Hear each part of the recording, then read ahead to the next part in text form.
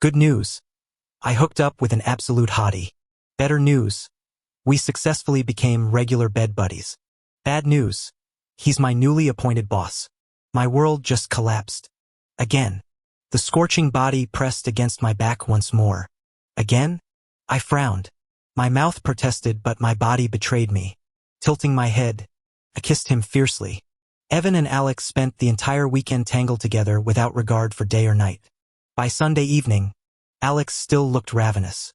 I dug through the chaotic pile of clothes on the floor, hoarsely refusing. No. Morning meeting tomorrow. Can't be late. New boss first day. Need to make a good impression. Alex lay shirtless on the bed, sighing dramatically. Fine. See you next week. Deal. Monday morning found me suited up with my employee badge in the office. Grace from the neighboring cubicle leaned over, buzzing with gossip. They say the new CEO looks like a young Greek god. I couldn't care less about executives' looks. Just hope he's human. Our previous CEO treated staff like disposable workhorses. After years enduring that madness, any improvement would be welcome. The new CEO made his grand entrance to thunderous applause in the conference room. My soul left my body when I saw Alex standing at the head of the table. My hookup buddy. This city suddenly felt microscopic. I wanted to sink through the floor. Thankfully, the packed room shielded me from his notice. My chin nearly touched the conference table until Grace elbowed me. Evan, the CEO's calling on you. Who's Evan? I snapped to attention just as Alex's voice cut through the silence. Mr. Peter, let's hear your thoughts. Our eyes locked. His expression froze mid-smirk. My stomach dropped. I told him my name was Evan Lynn last weekend. He studied me for 2 loaded seconds before gesturing at the presentation screen. Team leader Peter, walk us through your project. I delivered the briefest acceptable summary. Alex only asked 2 perfunctory questions. The instant the meeting ended, I bolted like the building was on fire. No exaggeration, during that single hour, I mentally drafted 3 resignation letters. But then I remembered my mortgage payments, my car loan, the economic recession. I could survive this. Maybe. Grace returned to her desk vibrating with excitement. Oh, my God. CEO Wilson is illegally hot. At least there are hot guys to look at while working. Makes me forgive the world for 3 seconds. I joked. Pathetic. Grace snorted, continuing her ogling.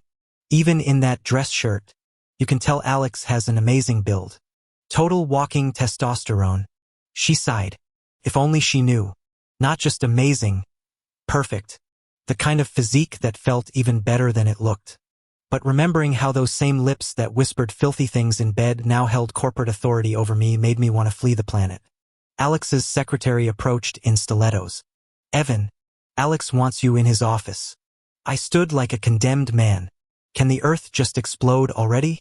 The corner office's floor-to-ceiling windows framed the skyline. You wanted to see me, sir? Alex looked up from his monitor, gaze sweeping over me. Evan? Present, sir. He tilted his head. Or should I say, Luke? I feigned confusion. Who's that, sir? His laugh held an edge. Cut the act. No 2 people share identical features down to the beauty mark placement. Which mark? Slipped out before I could stop myself. Alex thumbed his own earlobe meaningfully. Shit. My left ear's hidden mole. The same one he'd nibbled yesterday when this Armani-clad executive was peeling off my shirt. Alexander Wilson happens to be my legal name. He drawled. Was that shade about my fake name from last night? Caught red-handed. I defaulted to nervous laughter. Small world. Huh, boss? Fascinating how your newly appointed executive turned out to be last night's unfinished business. He purred. I clasped pleading hands. Sir, maybe we keep work and other interactions separate? He nodded slowly, looking thoroughly unconvinced. I practically sprinted for the door. Our arrangement had been simple, no strings, just mutual stress relief. Or as the kids say, friends with benefits. 6 months back, watching my straight crush get engaged broke something in me. The dive bar's neon seemed appropriate. Alex's table caught my eye, partly because he looked like GQ's CEO of the month, mostly because the creep slipping something into his drink didn't. My bleeding heart intervened. His chemically enhanced hands, less so. One thing led to another, his stupidly perfect jawline overriding common sense. What started as pity sex became semi-regular encounters. First time, awkward fumbling. By month 3, let's just say we'd perfected our collaboration. We didn't stop until the first light of dawn crept across the horizon. Afterward, we reached an agreement, no emotions, just physical release. Weekly meetups. Our chemistry in that department was unexpectedly explosive. Every encounter threatened to demolish the bed frame. It became a rare solace in my soul-crushing grind of a life. We knew nothing about each other's personal worlds. I'd assumed Alex was another corporate drone like me, slaving through weekdays before unleashing pent-up frustrations on weekends. Imagine my shock when I discovered he'd been secretly running a damn empire behind my back. Not just any empire, but the one employing me. Damn it. For the first time ever, I dreaded the weekend. Yet time warped into hyperdrive precisely because of this. This week, Alex was swamped. We only crossed paths once at the coffee shop near the office. I pretended to take a call, avoiding eye contact. During Friday's lunch break, his text arrived. Where this week? Our locations always varied, hotels, his car, occasionally adrenaline-fueled outdoor spots. I deployed my pre-planned excuse. Sorry, Alex. Visiting my mom for her birthday. Alex frowny face fine. We agreed to keep work and this separate. Use my name during personal conversations. As if that separation existed, especially after watching him eviscerate the neighboring team lead during the morning meeting. Did you brainstorm this proposal with your feet? His glacial tone turned the conference room into a walk-in freezer. The trembling team lead swallowed protests. When my turn came, I presented my report with knees knocking. Alex's verdict? This presentation's all glitter with zero substance. Did feasibility cross your mind? Me? Folks, I ask you, how could anyone sleep with that? Celibacy suddenly seemed wise. Another week passed. Alex's weekend summons arrived right on schedule. Where? Me frowny face friend's wedding in another city. Best man duties. Alex frowny face no free time at all? Starved much? Me frowny face nope. 8-hour round-trip drive. No weddings occurred. Just cowardice. 2 weeks of abstinence left me crawling walls. Saturday found me home alone with battery-operated substitutes. They helped. Barely. I couldn't help thinking about Alexander Wilson. The more I dwelled on it, the angrier I became. To cool off, I took a cab to work overtime. Money makes me happy. But the moment I swiped my access card, my heart sank. God help me, the universe was conspiring against me. Why was Alex working late too? He emerged from the pantry holding coffee, arching an eyebrow at me. Neighboring city? Best man? I forced a dry laugh. The wedding got cancelled last minute. Alex let out an exasperated laugh, stating firmly, Evan, you've been avoiding me. I settled at my workstation planning my escape. Alex seemed to read my mind, dialing my extension. Come discuss the proposal. Clutching my files, I knocked on his office door. The door swung open as strong arms yanked me inside. Alex pinned me against the door, his kiss fierce and demanding. At first I struggled, but when familiar sensations surged, I took control. My folder clattered to the floor. He lifted me effortlessly, kicking open the adjoining lounge door. Silk shirts and tailored pants pooled on hardwood. Alex's husky voice murmured behind me. Never thought we'd get to try office roleplay. I'll never look at his floor-to-ceiling windows or mahogany desk the same way. Neon lights flickered outside when we finally emerged. Damn, Alex. I came here to work. He reappeared from the shower with water droplets trailing down his chest, bearing my nail marks. The Hunan restaurant downstairs is decent. My treat. Gathering my crumpled documents, I muttered, not hungry, just as my stomach growled. Alex chuckled darkly. Let's go. We've both had a productive evening. He'd redefined overtime culture. In the private dining room, I ordered their priciest dishes. Grace and I only splurge here on paydays. Alex barely touched his food, constantly serving me portions. You should eat too, Mr. Wilson, I said nervously. His chopsticks paused mid-air. After hours, it's just Alex. My throat tightened. We'd shared meals during our encounters, but never proper dinners like this. The awkwardness made me shovel food into my mouth. The spicy cumin lamb burned hotter than my flushed cheeks. After dinner, it started raining outside. Alexander Wilson jingled his car keys. "Let me drive you home." I opened my ride-hailing app. "I'll just get a cab." The screen showed 100 people ahead in queue. Alex tapped his umbrella handle. "No one's picking up rides in this downpour." I found myself sliding into the back seat of his Bentley. "Am I your chauffeur now?" His eyebrow arched. "Of course not." I scrambled to the passenger seat, cheeks burning. The windshield wipers kept rhythm with my racing thoughts. When I'd first agreed to become friends with benefits with Alex, felt like my wildest rebellion yet. I'd always compartmentalized work and personal life perfectly. He knew my body, my laughter, the way I took coffee, nothing more. That anonymity made our encounters effortless. But now he'd become my department head. Could I still meet his gaze in boardrooms after seeing him breathless between sheets? "We should end this." The words tumbled out as we reached my apartment. No more weekend meetups. Alex's grip tightened on the steering wheel. "Because I'm your boss now? It's not sustainable." I fled before my resolve crumbled. My throat constricted walking away. This craving would pass. It had to. Monday morning, Grace Carter materialized at my desk like storm clouds. "The sky's falling. Mr. Wilson's taken." "What?" "Love bites on his neck." She pantomimed vampire fangs. 3 of them.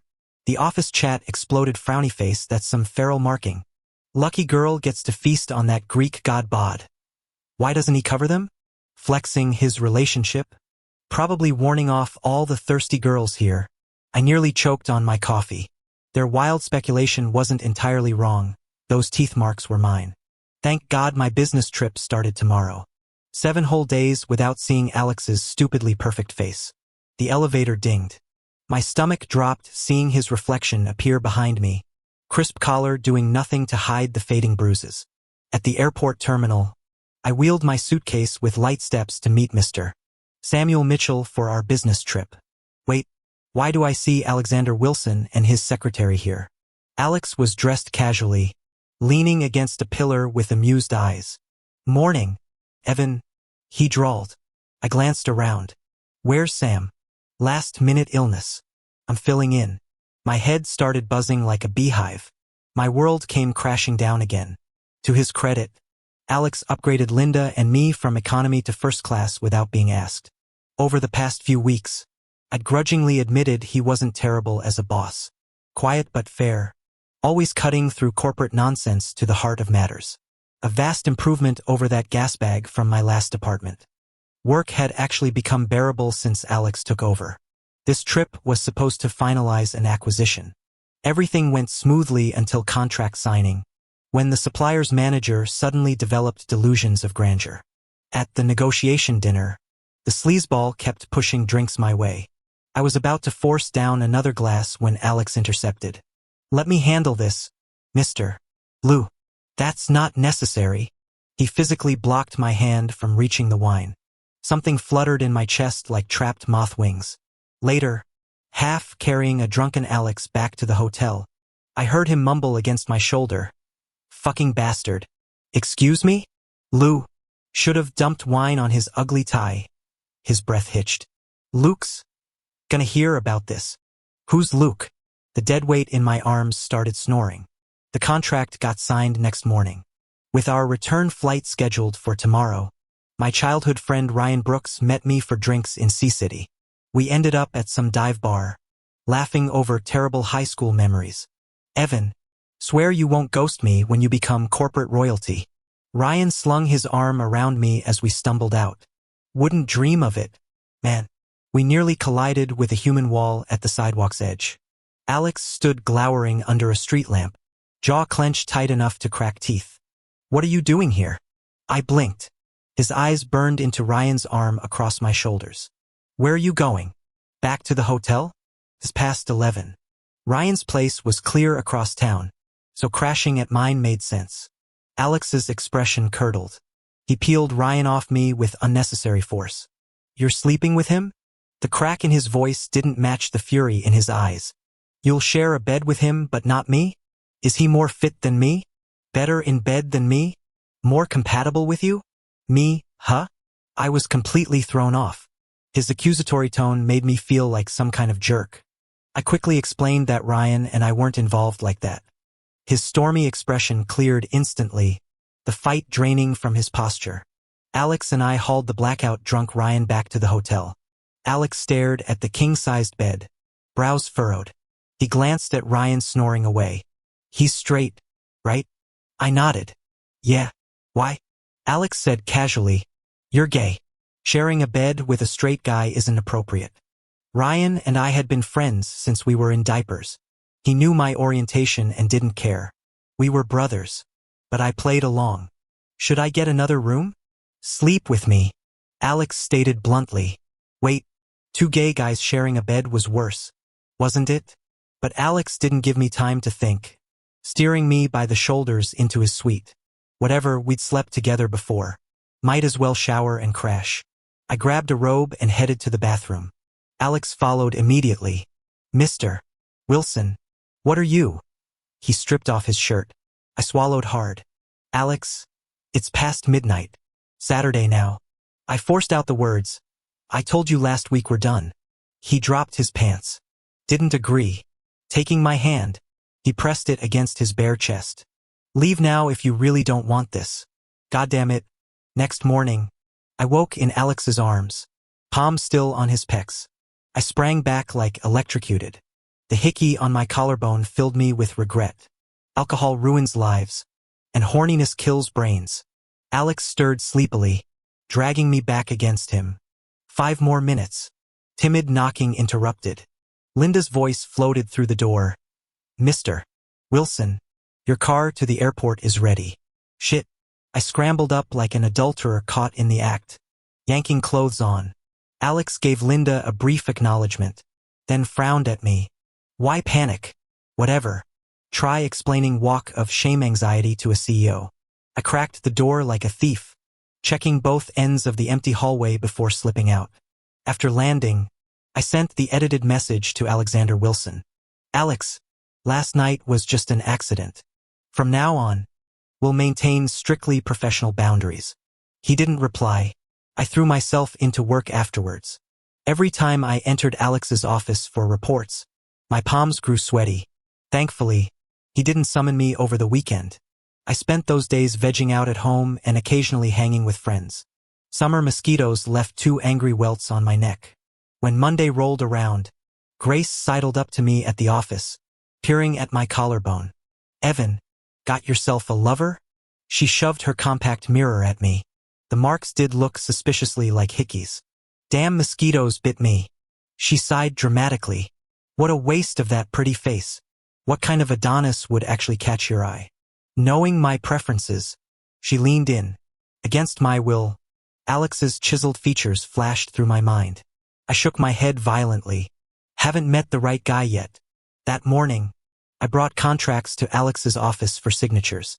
His gaze burned holes into my neck during the entire meeting, though he only discussed business. As I left work, Alex cornered me outside the building. Found someone else, Evan? He demanded, eyes locked on my collarbone. I was scrambling for explanations when he added pitifully, you said no personal talk at work. I waited 8 fucking hours to ask. Mr. Wilson, these are mosquito bites. His stormy expression cleared instantly. Swear? Cross my heart. Technically, I didn't owe him explanations, but his wounded puppy look got to me. My apologies for earlier tone, Alex said, smoothing his tie. Let me make it up with dinner. I declined, thinking of leftover takeout. My car's in the shop. He pressed. Can't get a ride. Mind dropping me off? What employee says no to the CEO? Alex folded his basketball player frame into my beat-up Honda Civic's passenger seat, knees bumping the dashboard. We drove half an hour to a gated mansion community. Stay for dinner as thanks, he suggested, unbuckling. Got Australian lobsters flown in this morning. I should really... Bluefin tuna sashimi grade. My leftover lo mein suddenly lost its appeal. A friend gave me this, and I can't finish it all by myself. It'd be a waste to throw it away. I live here alone. Aside from the housekeeper, there's no one else. Damn. I unbuckled my seatbelt and got out of the car. Alexander Wilson's house was massive. The dining table was already set with an extravagant spread. My jaw dropped. This feast probably cost more than my entire month's salary. Alex, noticing my discomfort, dismissed the housekeeper early. At the table, I dug in like there was no tomorrow. Alex kept peeling shrimp for me. Feeling awkward, I reciprocated by peeling a few for him. He smirked as he accepted the lobster, adding, "It's off the clock now. Just treat me like Alex." Impossible. Absolutely impossible. Alex suddenly asked, "Evan, can you explain why you want to end this arrangement?" His sincerity caught me off guard, so I set down my chopsticks and answered honestly, "I prefer keeping work and personal life separate. Continuing this distracts me professionally. You're a great boss, and I value my job too much." He nodded thoughtfully. After dinner, he walked me to my car. As I started the engine, he tapped on my window. "What's your take on office romances?" I blinked. Where did that come from? Had he caught wind of something at the office? If the company allows it and it doesn't affect others, why not? He brightened. "Got it. Text me when you're home." The next month was chaos. My desk magically had daily coffee, snacks I loved, and even a neck massager on my chair. Glancing around, I saw the whole department had the same perks. I nudged Grace. "Who's footing this? Santa Claus?" She grinned, pointing at Alex's office. "All from Mr. Wilson. He said we earned it after crunch time." The team chat exploded. Frowny face. "I'm working here till retirement." Alex, king of men. Alpha of alphas. Why can't we clone this man? Even I had to admit, Alex nailed the whole caring boss thing. At the post-project resort party, liquid courage kicked in. Someone slurred, "Come on, Alex, what's your dream girl like?" Alex set down his whiskey. "Who said I have a girlfriend?" Grace muttered, "Typical rich guy move," while another coworker snorted, "Figures, they cycle through models weekly." I mentally defended him. He wasn't like that. Then Alex cleared his throat. "But there is someone I'm interested in." The room erupted in boisterous cheers. Grace whispered, "I think Alex keeps glancing our way." My chest tightened inexplicably. Since when did Alex have someone he liked? What kind of person would catch his interest anyway? The more I dwelled on it, the more agitated I became. I downed several drinks and grabbed the microphone for karaoke with colleagues. Why was I getting worked up over my boss's love life while belting out tunes? By midnight, our tipsy group finally dispersed. The new intern Jake helped me stagger back to my room. When room service delivered hangover soup, I turned to Jake, adjusting the thermostat. "Thanks. You're a lifesaver." "Wasn't me." He shrugged, shrugging it off. I chugged the broth and collapsed into bed. "You can head out now. Thanks again." The moment Jake left, furious knocking shook my door. There stood Alex, jaw clenched like he'd bitten into lemons. I yanked him inside before coworkers could notice. "Did you need something, Mr. Wilson?" "That hangover remedy was from me." "How thoughtful of you." My gratitude did nothing to soften his glare. "Who was that guy? Why was he in your room?" His accusatory tone grated my nerves. Was he implying I'd hook up with random guys? Sure. We'd been fuck buddies before his mysterious crush appeared, but I'd never been with anyone else. Why did he care anymore? Last I checked. I crossed my arms. My after-hours visitors aren't company business. He flinched. "You're right. I overstepped." The neighboring door clicked shut after his exit. Turns out we were room neighbors. His confrontation sobered me completely. I left before dawn next morning. My white lie about being a groomsman had ironically come true. College roommate Jake was getting married after knocking up his girlfriend. Standing in my tux during the vows, I unexpectedly pictured Alex's stormy expression from last night. The diamond ring glint reminded me of how his eyes hardened when demanding answers. Shaking my head, I refocused on Jake's beaming face. Funny how I'd once imagined crumbling at his wedding. Now I only felt genuine happiness for him. The real emotional whirlwind waited back in the city. 3 letters spelling a name that suddenly made my palms sweat. Alex. It hit me like a lightning bolt. I've fallen for Alexander Wilson. That's why hearing him mention having feelings for someone at the resort yesterday crushed me so badly. I sighed deeply. Maybe I should visit a church? Has anyone ever been this unlucky? Just realizing my feelings only to get diagnosed with heartbreak immediately after? After the wedding, I returned home with my mind in turmoil. The moment I stepped out of the elevator, a dark silhouette nearly gave me cardiac arrest. Then the hallway lights flickered on, revealing none other than Alexander Wilson himself, the man currently occupying every corner of my thoughts. Catching my breath, I asked, "Alex, what brings you here? How did he even know where I lived? There's something I need to say. Why not text? You didn't reply to my messages. Or answer my calls." Checking my phone, I realized it had died. I invited Alex into my apartment. He looked at me solemnly. "Evan, I'm sorry. I only just learned today that guy from last night was our new intern. I shouldn't have spoken to you that way. Shouldn't have made assumptions. I've fallen for you, Evan." This made me paranoid. Wait, did I hear that right? My head snapped up. Come again? Evan, I'm in love with you. Not just the physical part, though God knows that's incredible. I love everything about you. Someone pinch me. This couldn't be real. The person Alex mentioned yesterday was me? I felt lightheaded. Alex kept going. You said you prefer keeping work and personal life separate, but I'm stationed here for another year before returning to headquarters. I can't wait that long to tell you. That day when you mentioned being open to office romances. So, would you let me court you properly? Joy exploded in my chest. From rock bottom to cloud 9 in seconds flat. I kissed him softly. Skip the courting. Because I'm crazy about you too. Dating Alexander Wilson turned out to be, well, let's just say office romances come with their own thrills.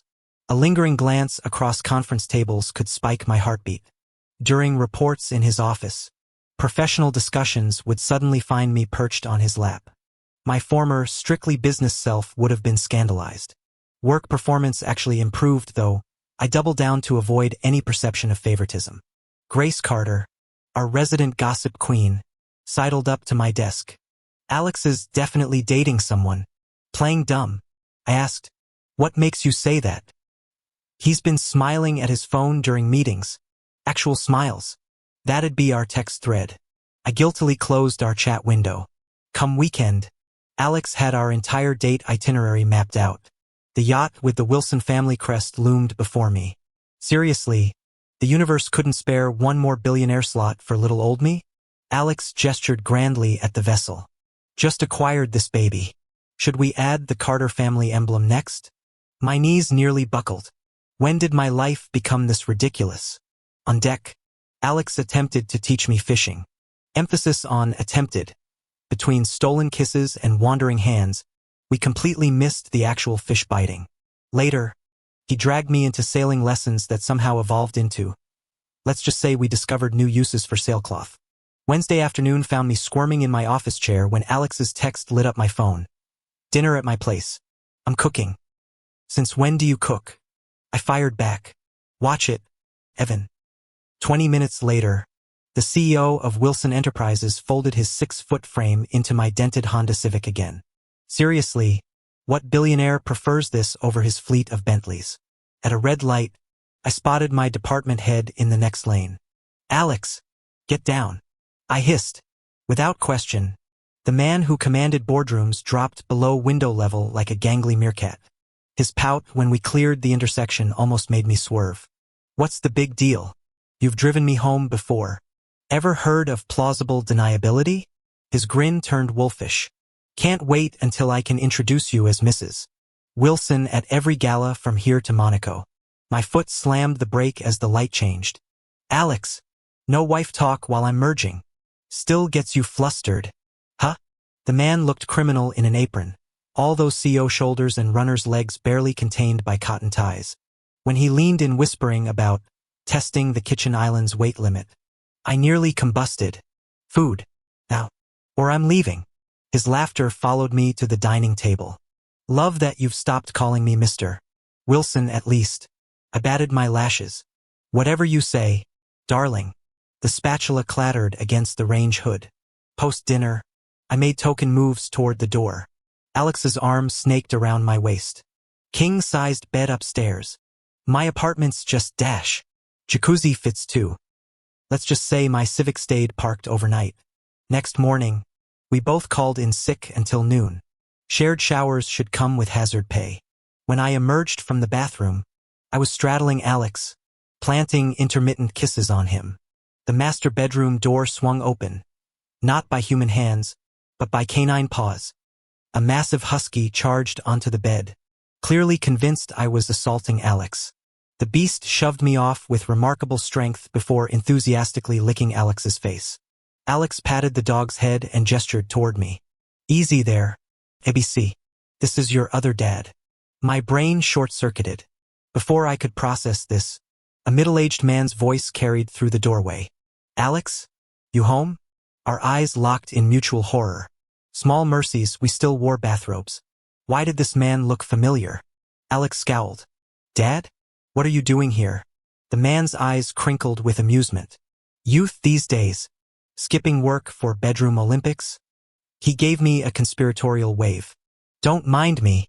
Carry on.